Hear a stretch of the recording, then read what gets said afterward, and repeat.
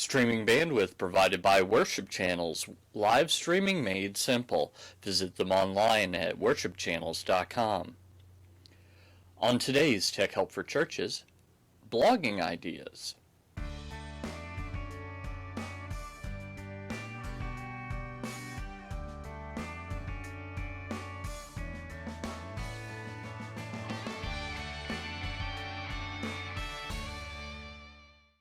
Welcome everyone to another episode of Tech Help for Churches. I, of course, am your host, Paul Allen Clifford, and I want to thank you for joining me.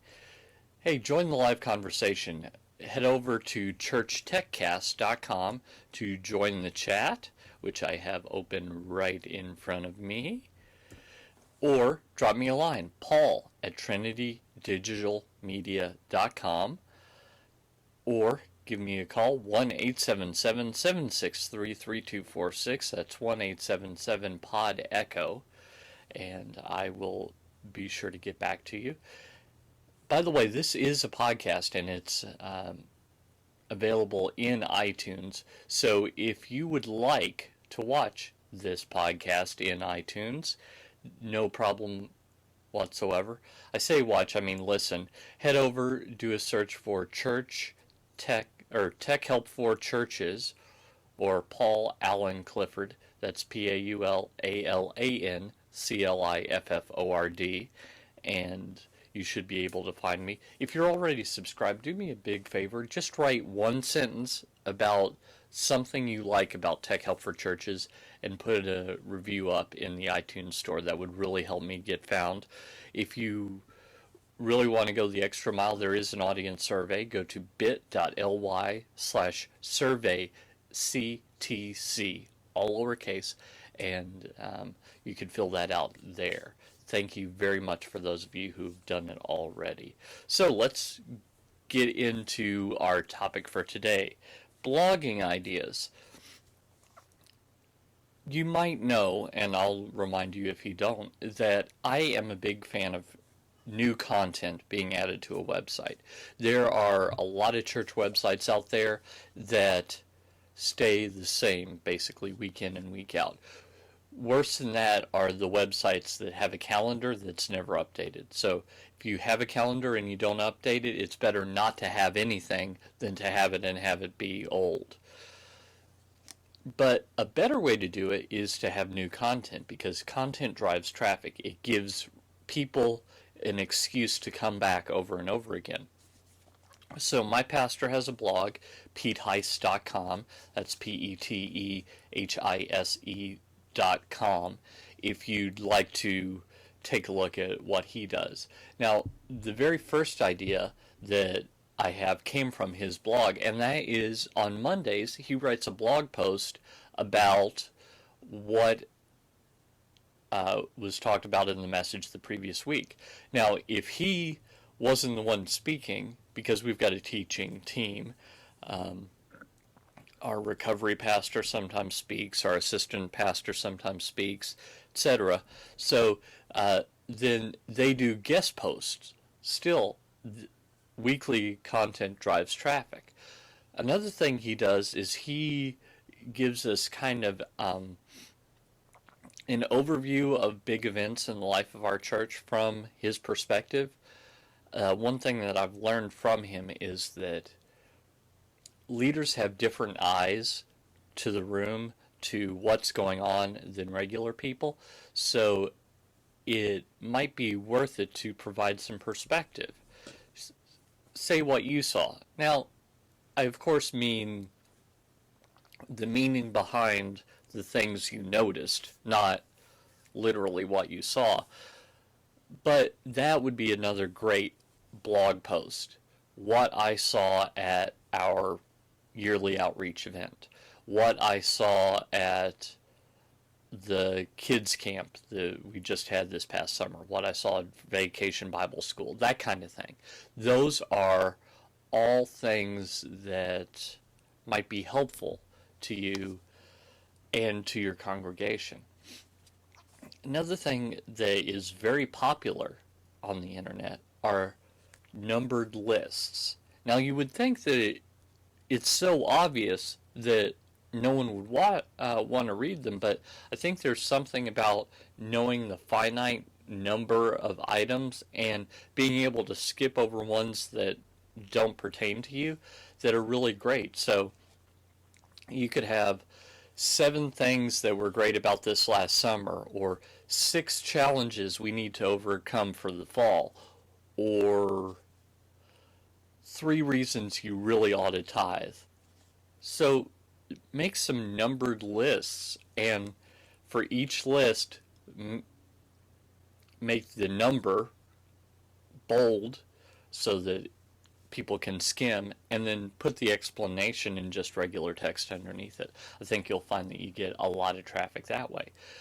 Something else that you can do is, if you are particularly good at something, let's say you're particularly good at leadership, or you're particularly good at generosity or evangelism or something like that, why not create an entire series on problems that you see with people that try and do things in your area, challenges that need to be overcome, ways to do it better, things you wish you'd known when you started, things like that. And you could draw that out over a month or two, actually. Now, don't feel the pressure that you have to blog every single day, because you definitely don't, but I do think that there's something to having a regular schedule, something that people can depend on. And I will tell you that there are several blogs that I read. I probably skim past 50 every day, and some I don't read anything past the headline, and others I always go to and dig in deep.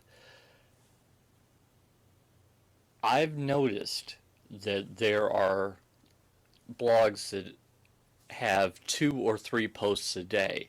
And at first I was annoyed by all the content that I felt like I could never catch up. But eventually I caught up, and I started to look forward to it. So there's a blog by a friend of mine, and I say he's a friend. We haven't met in person, but he considers me a friend and I consider him a friend. Even though we disagree politically, we're both Christians, called Bag of Nothing. And bagofnothing.com is just kind of a random assortment of things that Keith, who's the author, finds interesting.